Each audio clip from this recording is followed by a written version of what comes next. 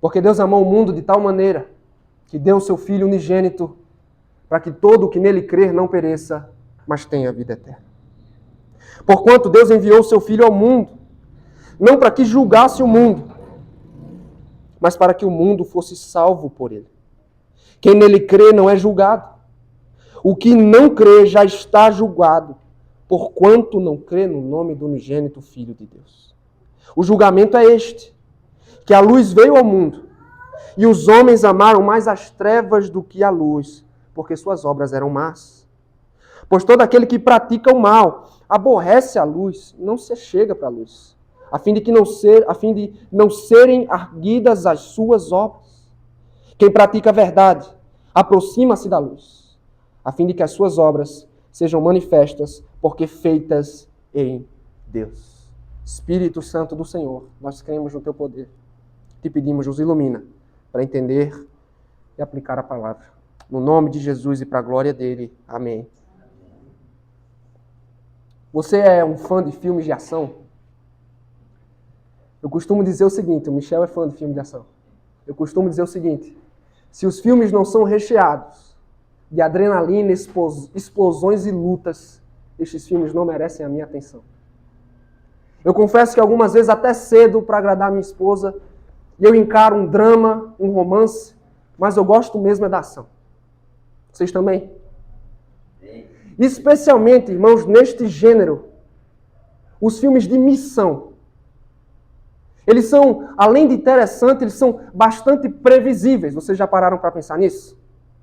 Não importa quão difícil a missão seja, as chances de sucesso podem ser mínimas e o tempo curtíssimo, mas James Bond e Ethan Hunt sempre conseguem cumprir suas missões e salvar o mundo. Entretanto, irmãos, missão nenhuma pode comparar-se à missão descrita aqui em João 3,16 em diante. No texto de hoje, o apóstolo João nos apresenta a missão mais importante, mais complexa e gloriosa do universo. A missão recebida pelo Filho de Deus para a salvação dos pecadores. O pano de fundo, irmãos, para as palavras preciosas que temos a partir daqui, é como vimos na semana passada, a conversa entre Jesus e Nicodemos. Conforme ouvimos, Jesus Cristo deixou muito claro, a única credencial para entrar no reino de Deus é o novo nascimento. Mas além disso, ele revelou o grande plano de Deus para a salvação dos pecadores. E este é exatamente o tema sobre o qual João discorre a partir daqui. Há muito debate entre os acadêmicos se os versos 16 a 21 são palavras de Jesus ou palavras do apóstolo João. Embora a escolha entre um deles não comprometa nem o sentido nem a integridade do texto, eu prefiro acreditar que estas são palavras do apóstolo João. E o evangelista aqui nos oferece um resumo perfeito da obra do Salvador. Por que Jesus veio ao mundo? Qual a motivação para a sua obra? Como Deus salva os pecadores? Todas essas perguntas são gloriosamente respondidas aqui de João 3,16 em diante. Sendo assim, na noite de hoje, eu convido os irmãos a meditarem comigo no tema a missão do Filho de Deus. A missão do Filho de Deus. Por que Jesus Cristo veio ao mundo? Qual é, de fato, a missão do Filho de Deus? Bem, esse texto precioso, esse texto inesquecível, nos oferece duas respostas excelentes. E eu quero que você olhe para a primeira delas, no verso de número 16. Qual é a missão do Filho de Deus, irmãos? Revelar o amor de Deus pelo mundo. Revelar o amor de Deus pelo mundo. Para muitos, este é o maior versículo da Bíblia. O reformador Martinho Lutero disse que João 3,16 é a Bíblia em miniatura. Aqui, irmãos, o apóstolo nos oferece um resumo comovente e poderoso do Evangelho. E eu quero que você fite os seus olhos sobre o resumo da salvação, João 3,16, porque Deus amou o mundo de tal maneira que deu seu Filho unigênito, para que todo o que nele crer não pereça, mas tenha vida eterna. Por onde começamos a analisar esse verso tão glorioso? por sua primeira palavra. Por quê? O autor usa intencionalmente essa conjunção para conectar suas palavras aqui à fala anterior de Jesus. Nos versos 14 e 15 do capítulo 3, Jesus deixou bem claro para Nicodemos que assim como a serpente foi levantada no deserto, o Filho do Homem seria erguido no madeiro para a salvação de todo aquele que nele crê. Então, a partir daqui, o evangelista João lança ainda mais luz sobre a missão salvadora do Filho de Deus. Como é que o texto continua? Porque Deus. Porque Deus. Deus é o autor e o princípio do Evangelho. Toda iniciativa salvadora parte do Pai. Foi para atender a sua vontade que o Filho veio a este mundo. O Pai é a grande mente por trás do plano da salvação. É no coração dele que nasce o desejo de redimir um povo. Só há boas novas por causa do Pai. E qual é a boa notícia, irmãos? Porque Deus amou o mundo. Talvez você esteja tão acostumado com o fato de que Deus é amor, que você não consegue perceber o quanto este amor aqui é extraordinário. E você me pergunta o que tem de extraordinário dele? É o objeto do seu amor. O mundo. Por mundo aqui você precisa entender. João está falando da humanidade caída. Ele está dizendo, Deus amou criaturas manchadas pelo pecado, necessitadas de salvação e até então condenadas ao juízo eterno. Embora seja santo e puríssimo, Deus decidiu amar aqueles a quem sua santidade despreza. Ele olhou para este mundo depravado e decidiu amá-lo, ainda que este mundo desperte a sua ira por causa de seu pecado. Ou seja, não há nada no mundo que desperte o amor de Deus por ele. Sendo assim, a origem desse amor está no próprio Deus. As palavras de um pastor presbiteriano já falecido, James Boyce. Ele diz, o amor de Deus é um amor soberano. Seu amor não é influenciado por nada na criatura. E se assim for, é o mesmo que dizer que a causa do amor de Deus está somente nele mesmo. Deus não amou o mundo porque o mundo era digno e merecedor de suas bênçãos. Pelo contrário, ele jamais encontraria no mundo uma única razão para amá-lo. Mas ainda assim, Deus decidiu amar este mundo manchado, apesar de seu pecado. Em sua soberania, desde toda a eternidade, Deus decidiu, irmãos, amar um povo em Cristo com amor eterno. E ele não procurou razões no mundo. Não havia nada no mundo que despertasse, provocasse sua afeição, o mobilizasse a uma ação salvadora. Mas este amor nasce na decisão soberana de Deus de glorificar o seu nome através da salvação de pecadores. E ponto. Este amor nasce no coração de Deus, não é provocado por nada que existe neste mundo. Mas além disso, a palavra mundo também comunica uma mensagem importante sobre o alcance deste amor. Você se lembra que na semana passada ouvimos sobre o fato de que Nicodemos acreditava que tinha uma vaga garantida no reino de Deus só porque ele era judeu. Era exatamente como todos os judeus pensavam. Só que aqui, João está deixando bem claro que Deus não ama só Israel. O amor de Deus não está confinado aos limites de Jerusalém, mas Deus também amou pessoas de todos os povos e de todas as nações. Seu amor é tão grande que ele transpõe todas as barreiras étnicas e geográficas. Ele alcança judeus e ele alcança gentios. Mas como se já não fosse o bastante, irmãos, suas expressões seguintes acrescentam ainda mais ênfase a este amor. Porque Deus amou o mundo de tal maneira que deu seu Filho unigênito para que todo o que nele crê não pereça, mas tenha vida eterna. De tal maneira que deu seu Filho unigênito. Eis a maior demonstração de amor da história. O Pai tanto amou o mundo que escolheu dar o seu próprio filho, seu único filho, para a salvação dos pecadores. O amor aqui, irmãos, assume um aspecto prático, sacrificial.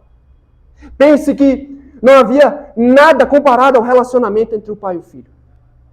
Nada trazia mais alegria ao coração do pai do que a glória e a beleza do seu filho. Mas ainda assim, como disse o apóstolo Paulo, Deus prova o seu próprio amor para conosco, pelo fato de ter Cristo morrido pelos nossos pecados, sendo nós ainda pecadores. O Pai enviou o seu Filho a este mundo para morrer e assim redimir os pecadores da condenação eterna. Ele não só o entregou, mas o Evangelho diz que o Pai esmagou o seu próprio Filho em punição pelas nossas faltas. Ele entregou o seu único Filho como oferta pela culpa. E o texto diz, todo o que crê nele, ao invés de perecer para sempre, tem a vida eterna. Isso não é o mesmo que dizer que todas as pessoas do mundo crerão e serão salvos. Mas sim que todo o que crê verdadeiramente, que deposita confiança contínua sobre ele, confiança sincera, seja judeu ou gentil, não importa, tem hoje e sempre tem vida eterna. Ao invés de ser merecidamente condenado e eternamente banido da presença de Deus, o texto nos diz que o pecador que crê recebe a garantia de que viverá eternamente com Deus. Ele experimentará por todo sempre, irmãos, da presença, da paz, da alegria e da presença perfeita e deleitosa de Deus. Eis o amor de Deus revelado pelo mundo, no dom precioso de seu Filho. Deus amou o mundo de tal maneira que deu seu Filho unigênito. No entanto, este nem sempre é o referencial que usamos para nos assegurar do amor de Deus. Não são poucas as vezes, irmãos, em que nos tornamos adeptos de uma teologia ingrata. Eu diria até mesmo de uma teologia mercenária. Porque passamos a medir o amor de Deus em função das bênçãos que recebemos dele. Como é que funciona? Se a conta bancária está cheia, se a família está abastecida, se as coisas vão bem no emprego, se a saúde está em ordem, então Deus me ama. Sem dúvida, quando nós recebemos essas bênçãos, elas são sim um sinal do amor e do cuidado de Deus. Mas elas não são o ápice deste amor. Sabe por quê? Porque um dia, irmãos, uma grave enfermidade nos alcança. Sofrimento agudo alcança a nossa família. Chega um tempo de vacas magras, o bolso fica apertado. Há momentos na nossa caminhada cristã em que não sentimos e desfrutamos tanto assim de Deus. Há momentos em que somos alvos da injúria e das injustiças deste mundo e em meio a tudo isso somos tentados a dizer, Deus definitivamente não me ama. Deus não me ama. Sabe qual é o remédio para esta lamentação pecaminosa e equivocada? João 3,16. Eis a primeira lição do nosso texto. Guarde no coração. O amor de Deus por mim e por você é revelado na cruz. O amor de Deus por nós é revelado na cruz. Pare de olhar para a sua conta bancária para medir o amor de Deus. E olhe para o Filho que foi entregue para a sua salvação. Tire os olhos da enfermidade que o aflige e ponha-o sobre o Filho que foi entregue para redimi-lo da condenação eterna. Pare de focar apenas no seu sofrimento. Olhe para o Filho que sofreu por você. Irmãos, esse texto transborda daqui para alcançar e encher de alegria o nosso coração. E se você entendê-lo na noite de hoje, nunca mais duvidará do amor de Deus por você. Meu bebê na barriga da minha esposa tem 4 centímetros, irmãos. Bem pequenininho, desse tamanho aqui, ó. E quanta alegria um filho já na barriga traz para a vida de seus pais. E eu me pergunto o que eu não faria por aquele pequeno ser de 4 centímetros. Mas há uma coisa, irmãos, que eu certamente jamais faria. Eu nunca o entregaria por ninguém nesta vida. Eu nunca o daria. E você que é pai e mãe, certamente você faria o mesmo. Mas o texto diz, irmãos, que Deus deu o seu próprio Filho. Você entende a magnitude disso? Você entende o tamanho do dom de Deus? Deus entregou o seu único Filho para morrer, irmãos. Para sofrer, para padecer, para ser atormentado numa cruz. Para que você e eu fôssemos salvos. Você me pergunta, mas João, será que não tinha outro jeito? Será que o pai precisava mesmo entregar seu único filho? Não tinha alternativa, irmãos. O pecado demanda a justiça divina. Não há como eu e você pecarmos e escaparmos da punição do juiz de toda a terra. Contudo, há uma solução. Deus providencia um substituto perfeito para assumir o nosso lugar e oferecer um sacrifício para propiciação pelos nossos pecados. Esta pessoa é seu filho, que é Deus perfeito, que é homem sem defeito. E na cruz do Calvário, irmãos, Jesus Cristo oferece um sacrifício de valor infinito a Deus. Esta é a nossa salvação. Eis o amor de Deus revelado por mim e por você. Ele conhece as nossas faltas mais sombrias, irmãos. Ele conhece os teus pecados escondidos. Ele conhece os teus erros secretos. Já parou para pensar que se as pessoas soubessem todos os nossos pecados, os pecados mais graves e escandalosos, os pecados que só são vistos aos olhos de Deus, você já pensou que até mesmo as pessoas que você mais ama possivelmente não seriam mais as mesmas com você? Mas Deus conhece integralmente o teu ser. Ele conhece os teus pecados secretos. E a despeito deles, entregou seu Filho para redimi-lo destes pecados. É por isso, irmãos, que o amor de Deus não se fundamenta em performance. O amor de Deus não se fundamenta em compromisso religioso, em serviço a Deus, mas em sua própria decisão soberana em graça. Deus diz, eu os amei, porque simplesmente os amei. Como disse o pastor Paul Washer, eu tenho dado incontáveis razões para Deus deixar de me amar, mas nenhuma delas tem sido forte o suficiente para mudá-lo. Você e eu, irmãos, damos incontáveis razões, mas nada o faz mudar de ideia. Ele deu seu próprio Filho. Pare de procurar no amor e nas paixões da vida o que só o amor de Deus pode proporcionar. Pare de medir o amor de Deus simplesmente pelo que você tem ou não. As situações da vida não são um referencial perfeito. Porque, como disse o apóstolo João em sua primeira carta, nisto consiste o amor. Não que tenhamos amado a Deus, mas em que Ele nos amou e enviou seu Filho como propiciação pelos nossos pecados. Pare de resistir a este amor e receba-o pela fé para a sua salvação. Responda a este amor com amor pelo autor do Evangelho. Ame a Deus de tal maneira como este Deus o amou. E comunique este amor. Fale deste amor. Deus amou o mundo de tal maneira que deu seu único Filho.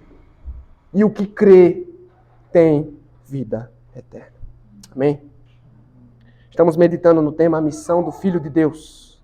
Em primeiro lugar, aprendemos que a missão dele era revelar o amor de Deus pelo mundo. Em segundo lugar, segundo os versos 17 a 21, eu posso afirmar com base no texto que a missão do Filho de Deus é salvar e iluminar o que crê nele. Salvar e iluminar o que nele crê. Depois de apresentar o extraordinário amor de Deus, o evangelista continua sua explicação do plano da redenção. E eu quero que você acompanhe. Verso de número 17. Porquanto Deus enviou o seu Filho ao mundo, não para que julgasse o mundo, mas para que o mundo fosse salvo por ele. Eis a missão que o Filho recebeu de seu Pai, irmãos. Salvar os pecadores que estão no mundo. Isso também é algo impensável para os judeus. Na visão deles, o mundo ou os pagãos, eles seriam alvos do extermínio de Deus. No dia do juízo final, no dia do Senhor, onde ele traria juízo contra as nações, Deus exterminaria todas as nações estrangeiras e inimigas. E só quem ia sobrar é Israel. E esse verso, ele vai de encontro com esse exclusivismo judaico. Nós ouvimos, Deus não ama só o mundo. Ele veio para salvar pecadores de todas as partes do mundo, judeu e gentio. Salvação não está confinada a Israel. Mas surge um aparente problema aqui, segundo alguns. Como é que nós conciliamos este versículo com a seguinte declaração de Jesus em João 9,39? Você não precisa abrir. Eu vim a este mundo para juízo. Afinal, ele veio para salvar ou para julgar? A solução para este aparente problema, o problema na verdade não existe, é entendermos que ele tem de fato autoridade para julgar as nações, mas que primariamente não veio para pronunciar condenação sobre elas. E em segundo lugar, como a gente já pôde observar, Cristo veio ao mundo, irmãos, que já estava condenado, que já estava perdido, já estava sob juízo. Você precisa entender aqui que a missão principal do Filho na sua primeira vinda era salvar os pecadores. Na sua segunda vinda, ele virá para trazer juízo e espada. O texto continua, verso de número 18. Quem nele crê não é julgado. O que não crê já está julgado, porquanto não crê no nome do Filho unigênito de Deus. O termo julgar aqui, irmãos, deve ser entendido como condenar, à luz de seu contexto. É como outras versões, por exemplo, traduzem esse texto, condenar, tá? E é importante entendermos que tanto crer como não crer devem ser entendidos como um ato contínuo. Como um ato contínuo. Me permite esclarecer a questão. Aquele que crê é o que permanece continuamente confiando em Jesus Cristo para a sua salvação. Sua fé não é um evento no passado, nem é um ato isolado, mas é uma confiança e uma esperança permanente em Jesus Cristo e em sua obra. É um ato contínuo. E para estes que vivem na fé, os que creem, diz o texto, já não há mais sentença condenatória. Não serão julgados, não são. No presente estão sem culpa, reconciliados e em paz com Deus.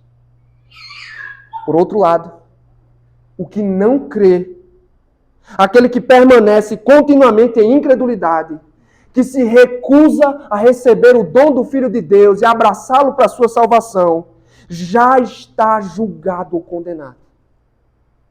É interessante que no texto original, a ideia aqui, irmãos, é de fato de um veredito dado. É como se no texto o apóstolo estivesse dizendo, o juiz já bateu o martelo. A sentença já foi dada. As palavras do Pai são, vocês já estão condenados, não precisam esperar até o juízo final. Vocês já viram algumas pessoas, né? O que será que vai acontecer no juízo final? Para onde eu vou? O texto já diz aqui. O que não crê, você não precisa ficar curioso para aquele dia. Já está condenado. Porque rejeitam o Filho de Deus e sua salvação. Nesse ponto, o autor sagrado deixa muito clara qual é a diferença entre os que são salvos e os que perecem. É a fé em Cristo. No ponto, nenhuma outra questão é levantada no texto. Não, obras não são levadas em conta, é só a fé. É o único caminho, é a única saída. É a única questão que determina o destino eterno das pessoas. O que crê salvo eternamente. O que não crê, condenado para sempre. De fato, Jesus veio para salvar, mas o desprezo pelo Evangelho atrai o juízo de Deus. Na verdade, antecipa o juízo de Deus. O justo juiz já determinou sua sentença. O que não crê é condenado. E João conclui dizendo, versos 19 a 21, o julgamento é este, que a luz veio ao mundo, e os homens amaram mais as trevas do que a luz, porque suas obras eram más. Pois todo aquele que pratica o mal aborrece a luz e não se chega para a luz, a fim de não serem ardidas as suas obras. 19 a 20, na verdade. Porque os homens são justamente condenados, irmãos, porque desprezam a luz do mundo que é Cristo.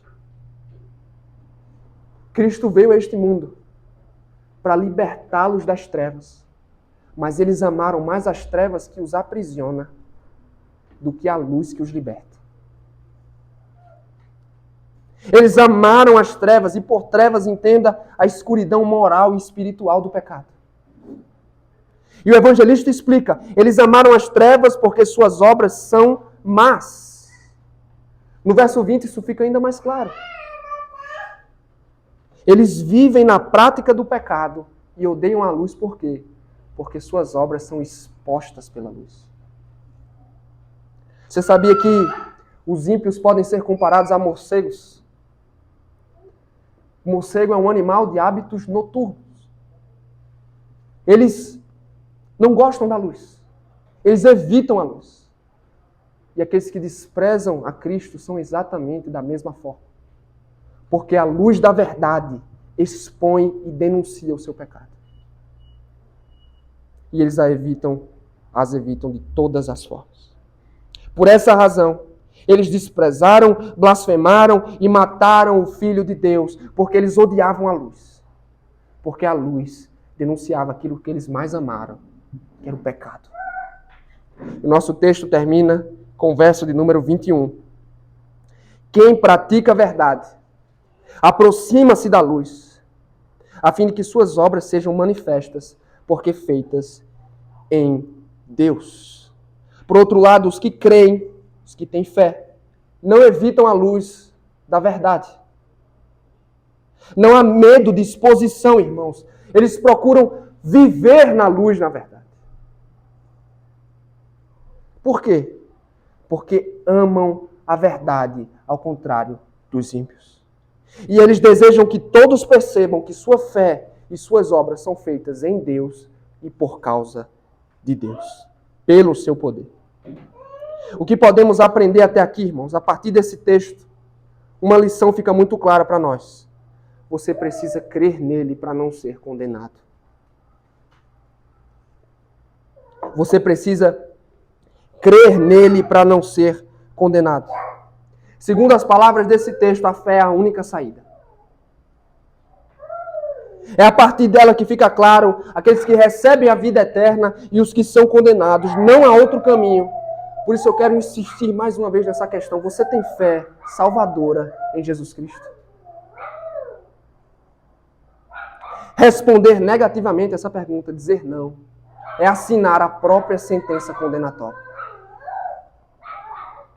O texto é muito claro quando diz, o que não crê já está condenado. Então saiba que as pessoas que recusam a Jesus Cristo e permanecem em seus pecados não precisam esperar até o juízo final para descobrir para onde vão. O veredito já foi dado. O martelo já foi batido nesta vida. É justamente pelo fato do pecado trazer consequências tão graves, irmãos, que Jesus Cristo veio a este mundo. Mas aos que o desprezam, aos que se recusam a receber o dom do Filho, os que desprezam a oferta da salvação, já estão condenados, não há escapatória para estes. Mas você me pergunta, o que exatamente o texto me convida a fazer? Eu não compreendo também a natureza da fé, o que é crer. É importante desmistificar a fé, ainda mais em um contexto tão sincretista como o nosso. Primeiro, fé não é só saber que Deus existe. Fé não é só saber que existia um homem chamado Jesus, veio esse mundo. Isso não é fé. Fé também não pode ser confundida com boas obras. Há muitas pessoas que acreditam que porque fazem determinadas coisas elas têm fé, mas não necessariamente. Fé é conhecimento, convicção e compromisso. Conhecimento, convicção e compromisso. Primeiro, crer envolve conhecer o estado de pecado em que estamos e a solução para esse problema. A fé abrange toda a verdade do Evangelho, o pecado, a cruz, a morte de Jesus Cristo, sua ressurreição e o arrependimento. Mas saber não é o suficiente. É preciso estar convicto e completamente seguro acerca dessas verdades. Para o verdadeiro crente, não há dúvida, irmãos. O Evangelho não é uma verdade dentre as muitas verdades. O Evangelho é a única verdade. É o único caminho. O crente não cultiva dúvidas a esse respeito, mas abraça todo o conteúdo do Evangelho e da revelação bíblica como sua única esperança.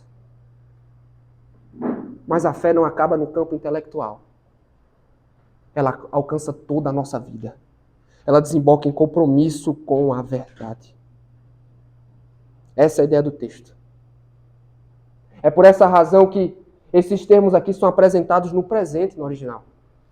Porque a fé, a ideia é a seguinte, a fé é algo que se vive.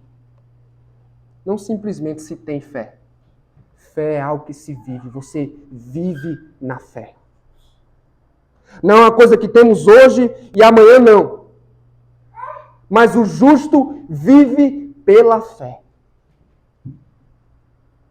O crente é alguém que se compromete integralmente com Jesus Cristo e faz dele sua esperança de salvação de janeiro a janeiro, até ele voltar.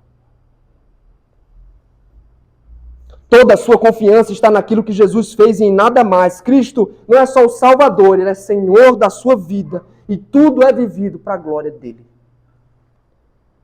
Diante de tudo isso, eu indago mais uma vez, você tem fé salvadora em Jesus Cristo? Se não, você já está condenado. Se sim, não há mais condenação para você. Essa não é uma questão trivial, irmãos. Quem crê não está condenado. Quem não crê já está condenado. Mas aqui cabe mais uma lição. Se cremos em Cristo, vivamos também na luz. Se cremos em Cristo, vivamos também na luz. O verso 21 desse texto descreve perfeitamente como é que deve ser a vida cristã. É uma vida na luz. Mas que luz estamos falando? É a luz de Cristo e da sua palavra. É interessante que o Salmo diz que a Escritura de Deus é lâmpada para os nossos pés e luz que ilumina o nosso caminho.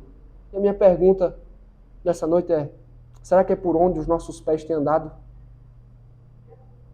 No caminho da palavra. Você é um cristão comprometido com a verdade das Escrituras e com a obediência aos seus mandamentos.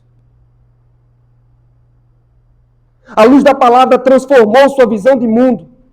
Porque uma vez que fomos alcançados pelo Evangelho, irmãos, esta palavra transforma completamente a forma como enxergamos toda a realidade ao nosso redor. É a partir da palavra que pensamos a respeito de cultura, de entretenimento, de trabalho, de sexualidade, de família e de tudo mais nessa vida. Porque a palavra transforma completamente nossa cosmovisão. Se você se diz crente, mas sua visão de mundo é uma bagunça, contaminada pelo mundanismo, você não está andando na luz. Nós vivemos na luz, pensamos segundo a luz, respondemos a ela. Mas a palavra também remodela o nosso caráter e a nossa atitude. Se nós amávamos o pecado, amávamos a mentira, a pornografia, a inveja, a glutonaria, agora lutamos contra o pecado. Se éramos conhecidos como pessoas que viviam para si, hoje vivemos para a glória de Deus e para o bem do nosso próximo. Se odiávamos a igreja e o culto, hoje amamos em obediência à palavra. Uma vez alcançados pela luz do Evangelho, nós permanecemos vivendo nessa luz e dando frutos nela. Tudo isso, irmãos, porque o próprio Deus nos fez nascer de novo pela ação do Espírito Santo. E esse Espírito foi quem gerou fé no nosso coração para abraçarmos a verdade do Evangelho. Esse mesmo Espírito é quem nos ajuda a oferecer uma vida de obediência. É por isso, irmãos, que as nossas obras são feitas em Deus, através do seu poder e para a glória do seu nome. Você está andando na luz.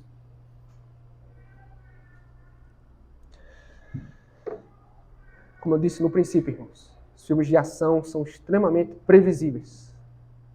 Não importa quão difícil a missão seja, as chances de sucesso podem ser mínimas e o tempo curtíssimo, mas seus agentes sempre conseguem salvar o mundo, salvar as pessoas. Mas eis a missão mais importante da história humana. A missão mais determinante e complexa do universo, a missão que o Filho de Deus recebeu e a cumpriu com perfeição. Louvado seja Deus por isso. Porque é esta missão que salva a nossa vida. Nós aprendemos na noite de hoje que o Filho de Deus revela o amor de Deus pelo mundo. E ele salva e ilumina o que nele crê.